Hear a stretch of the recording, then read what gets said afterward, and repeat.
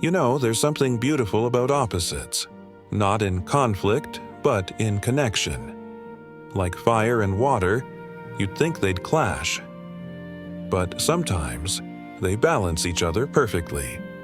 That's what happened with Melissa Gilbert and Alison Arngrim.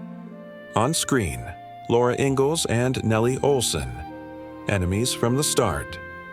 One kind, humble, curious, the other spoiled, dramatic, always ready with a sneer. They argued, they competed, they couldn't stand each other. And yet, behind the cameras, they were closer than most people ever realized.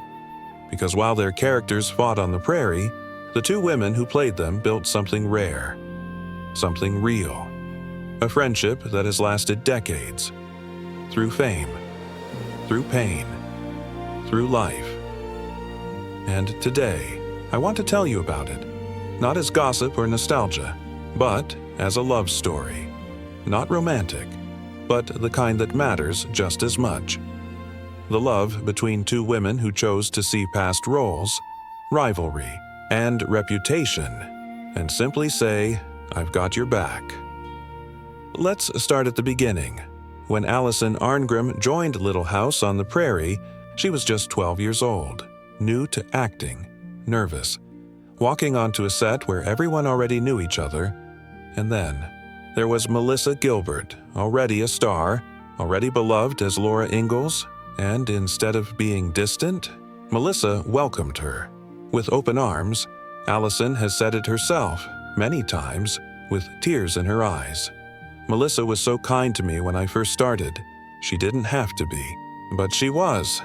She didn't treat Alison like the new girl or the villain. She treated her like a friend. She made space for her, introduced her to the cast, made her laugh. During long days, and slowly, quietly, a bond formed. Now, think about that.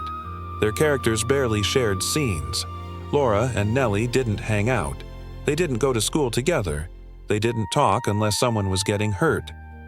So, off-screen, they had time to connect, time to talk, time to become more than co-stars, and they did. They hung out between takes, shared secrets, laughed at Michael Landon's pranks, complained about long filming, days, and supported each other through growing up on one of the most public stages imaginable, and that's what made their friendship special. It wasn't built on drama, it was built on quiet moments. A smile across the set.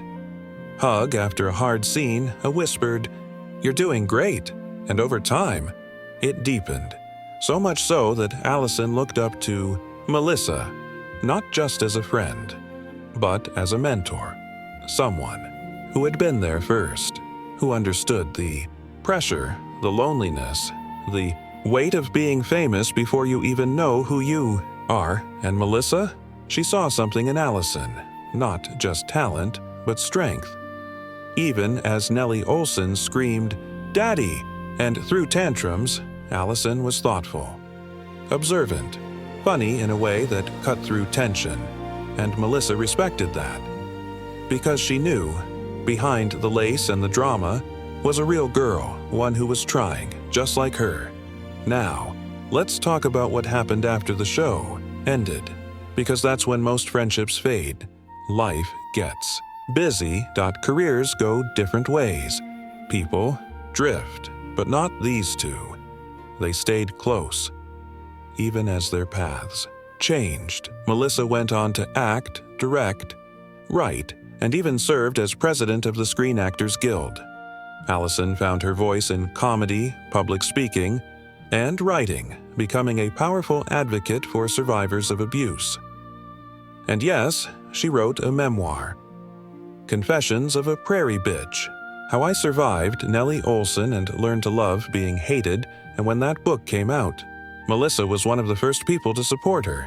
She didn't just send a note, she showed up. She praised Alison's courage. She told her how proud she was. And for Alison, who had lived through trauma, silence, and years of being hated for playing a villain, that meant everything.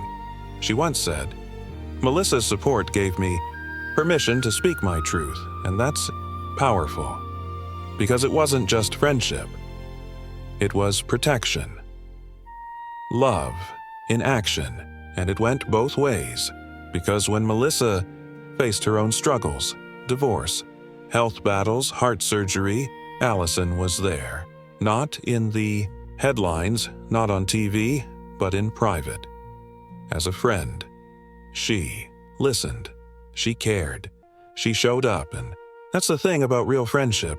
It's not loud. It doesn't need an audience. It's the phone call at midnight. The text that says, "I'm here."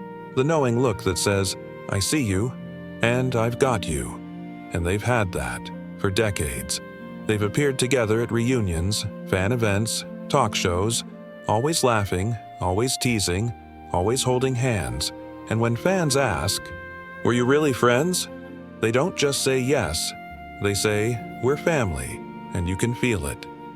Watch any interview. See how they finish each other's sentences. How Melissa rolls her eyes and says, "Here we go again," when Alison starts telling a wild story. How Alison smiles and says, "Melissa kept me sane back then." It's not performance, it's truth. And that's why their bond means so much to fans. Because we saw Laura and Nellie fight. We saw Nellie throw dirt. We saw Laura walk away in anger. But now, we see them hugging, laughing, standing side by side, and it feels like justice, like healing, like proof that you don't have to stay enemies just because the world sees you that way. And honestly, that's a lesson for all of us, because so many of us are labeled by our jobs, our pasts, our mistakes, but real friends, they see beyond that. They see you, and Melissa and Alison have done that for each other for over 50 years. Now, think about what they've been through. Melissa, adopted as a baby, raised in Hollywood, struggled with identity, epilepsy, heart surgery, motherhood, divorce. Alison, survived childhood abuse, silenced for years, turned her pain into power, became a voice for survivors. Both carried heavy burdens. Both grew up in the spotlight. And through it all, they never let go of each other. Not once. And that's not just loyalty. That's love. Deep, quiet, enduring love. And it's not based on nostalgia. It's based on choice. Every year, every decade, they choose to stay connected, to check in, to celebrate, to mourn, to remember. And that's what makes their friendship so rare, because it's not about fame. It's not about Little House, it's about two women who decided to care, even when no one was watching.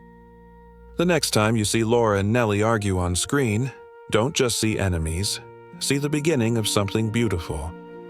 Because off camera, something else was happening. Two girls, one kind, one misunderstood, were building a bridge.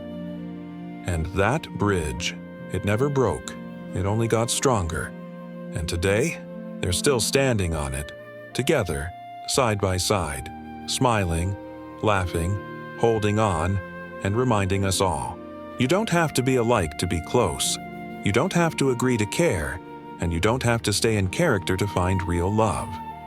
Because the best relationships, they're the ones that surprise you, the ones that last, the ones that say, "I saw you, not as the world saw you, but as you really were."